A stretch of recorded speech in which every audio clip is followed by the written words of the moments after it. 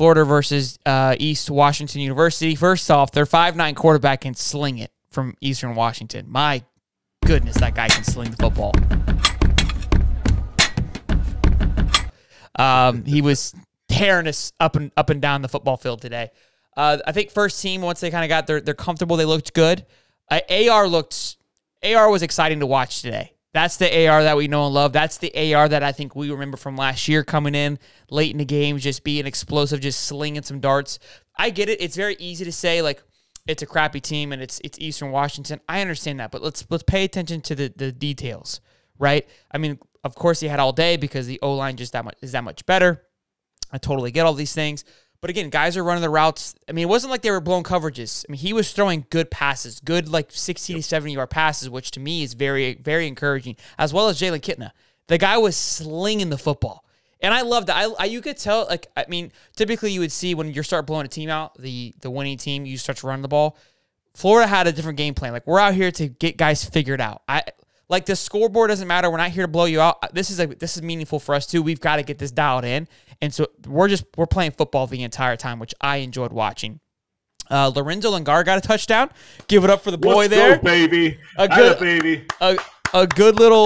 big run. A big run. It's like a good 15 touchdown run. Now, here's what I saw. Here's what I saw. I know it was later in the game. Eastern Washington's a little tired. Totally get that. But here's what I saw. It's the difference from Montrell, Naquan, Trevor, and Lorenzo isn't this wide range that like Etienne and Montrell are that much better than Lorenzo. I think they are a little bit better, but Lorenzo looked good. I think it's simply the fact that these are my guys that I'm going to have for the next 2 to 3 years. It's almost as if Lorenzo is just a day late and a dollar short, and it sucks. Like, it's just wrong place, wrong time. Injuries got in the way, and he wasn't able to get it done. But I mean, the kid's good. I mean, the kid looked explosive. He did not want to come off the field, which I loved. And it's just like, hey, look, do I take the time to put this guy in where he's not going to give us that much more of an advantage, or do I invest in these younger guys where sure they might have some errors where they're going to struggle, but I know that they're going to be caught up pretty quickly, and I think that's what it is. And look, it sucks for Lorenzo. But it's business. It's kind of where we're at. Is what it seemed like. Yeah, look, we talked about it a little bit when in the preseason where Billy was moving from Louisiana to Florida, but he was also bringing a running back with him who understood his offense, who understood his blocking schemes. Mm-hmm. I know that sounds silly, but those are the little things that it takes for a running back to be completely functional in your offense. But so he had an inherent guy that he thought was going to be his transitional running back into his system. For sure. Look, it's easy to say that like these other guys, are outplaying Lorenzo, but look, you give the guy a shot. Even against the FSU game last year, he made a tackle on special teams. He'll do whatever you want him to do. Like, sure. We're both huge Lorenzo fans here. So, but the fact that he was able to get out there, get an opportunity, and then show it is great. Agreed. And I loved it. I can't be happier for the kid. Yeah. Yeah, I think I was freaking out, bro. We were already up, and I was so pumped to see it. I even tweeted, I said, it's my top Gator moment of the year. Because, again, it's more of just a personal connection with the kid. You know that he's been grinding. Yeah. And he ran hard all game. I mean, he had his opportunity, and he took it. Caitlin, when he was in, she was like, you look more stressed during this game than, like, other games. I was like, yeah, because I want Lorenzo to get the ball. I want Zoe I want the kid out. to eat. Yeah, like, let this kid eat. So it was good to see that. But here's the two takeaways, my two big takeaways, and we'll kind of break down the two. Florida's offense, if you're a Gator fan, you should be ecstatic. Again, I know it's Eastern Washington. Let's take that away. I don't care about that because the point is the play calling looked good. Everybody looked comfortable. There was great passes made. And here's the thing. Kidden made some mistakes. In the press conference, they're like, hey, are you going to sleep better knowing that you have some great backup? And he goes, I think we've learned our lessons. We shouldn't be doing this. Like, let's not be crowning these kids too soon because Kidden did make some poor decisions. He really did. He had a rollout play where he should have thrown it sooner to Etienne on a 4th and 2. And also Trevor made an error as well, too, where instead of going north and south, he tried to make a play. No, just get the 2 yards, right? But if Kitna would have just tossed it a little bit sooner, that probably wouldn't have been there. But it almost like he was trying to be a playmaker versus just hey, just get the 2 yards. I don't need you to be a playmaker right now. Right. Anthony looked very comfortable. He looked like he was having fun. Shorter stepped up, made some great plays. Zipper starting to get more involved with the offense. These are the things that I spoke to. Yeah, when I spoke to FSU. Pick that kid earlier. Yeah. When I spoke about FSU with 4 starting off early, right, with those lesser end teams, it's good for the confidence building. And I think, honestly, even though you lost to Wake Forest, I think that game was much closer than it would have been if it was earlier in the season. I really do. The first 4 games you guys had to be able to build that and get the guys confidence and comfortable. It showed against Wake Forest. I think, honestly, in Wake Forest, you got out-coached. I think that Wake Forest coaching and their system is just so well put together. Agreed.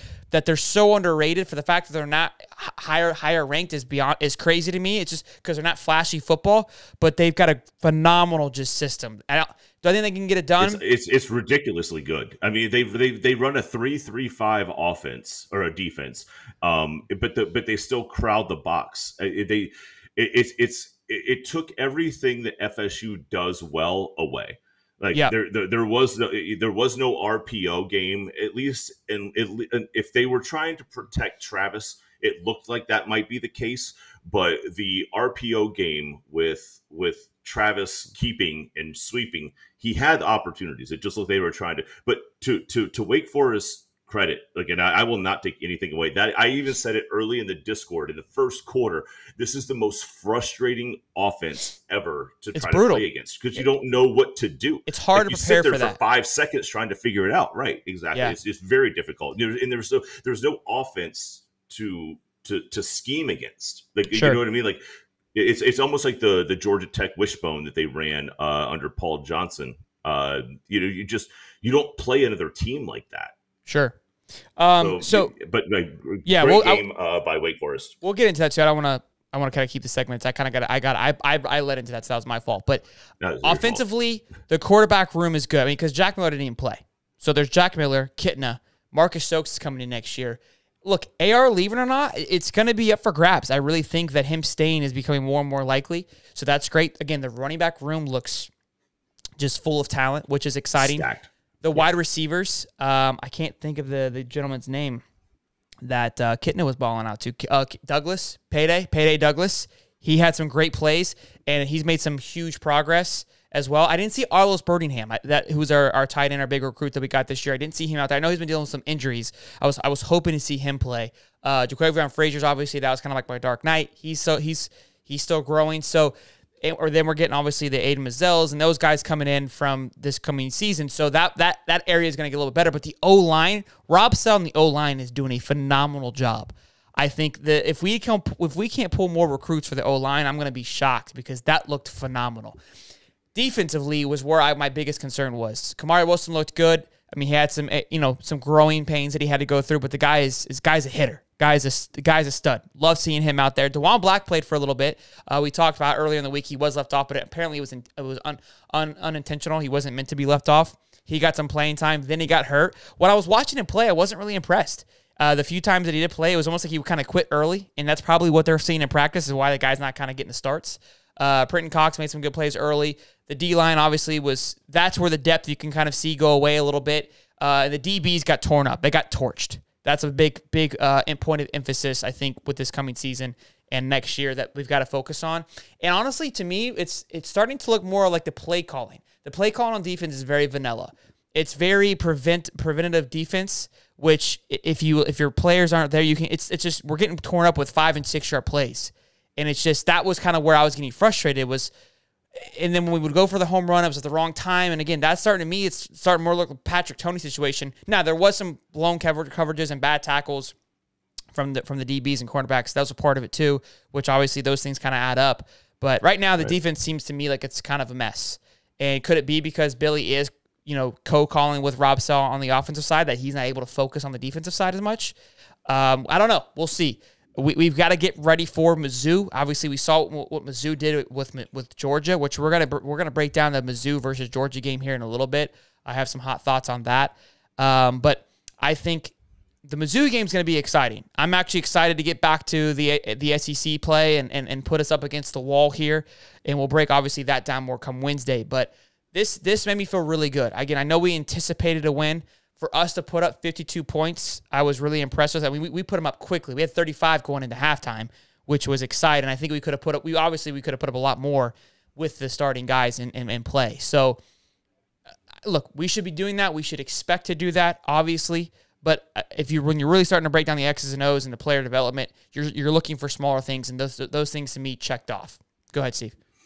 No, so the one thing I will say is you beat him. You beat him. That was a great win.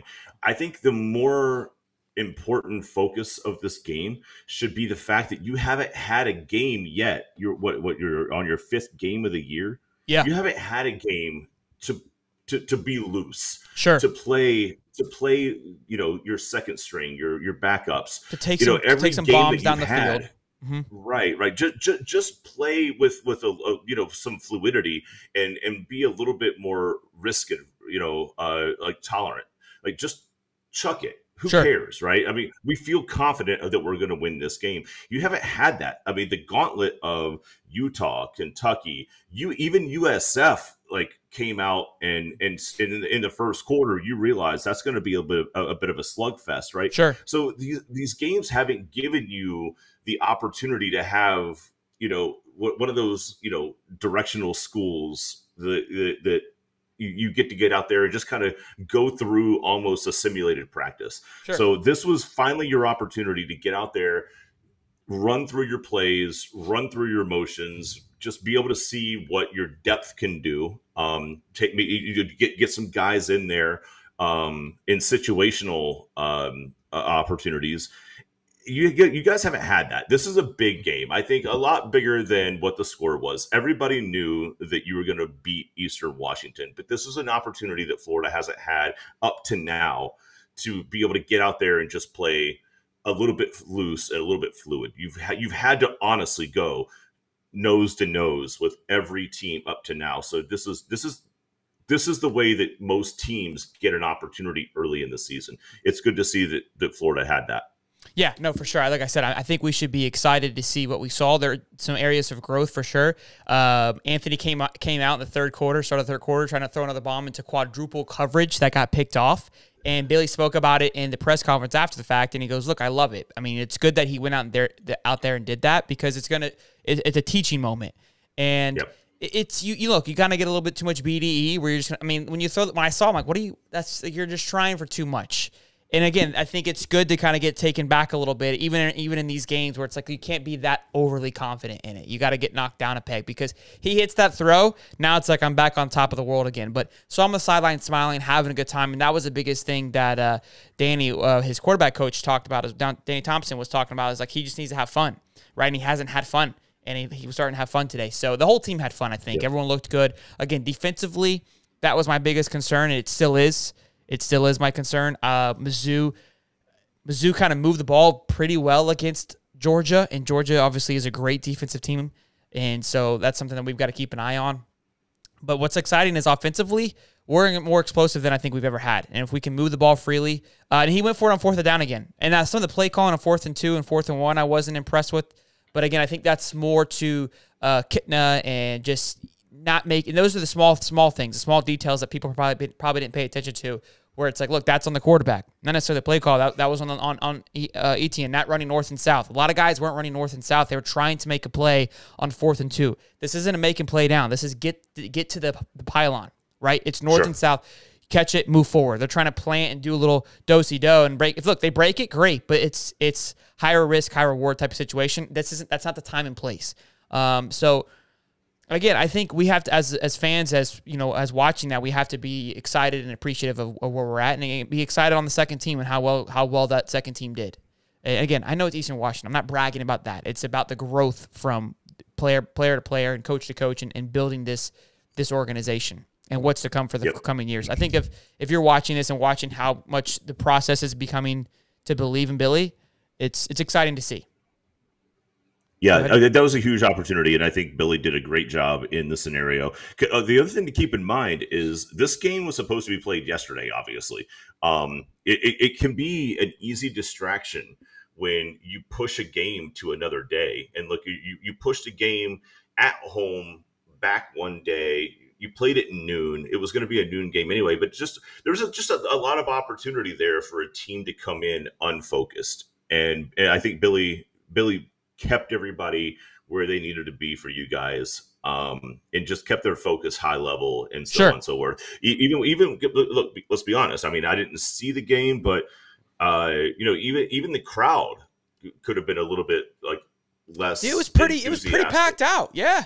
It was honestly for a Sunday game at noon against Eastern Washington after what Florida's been through this past week with the hurricane. I was thoroughly impressed.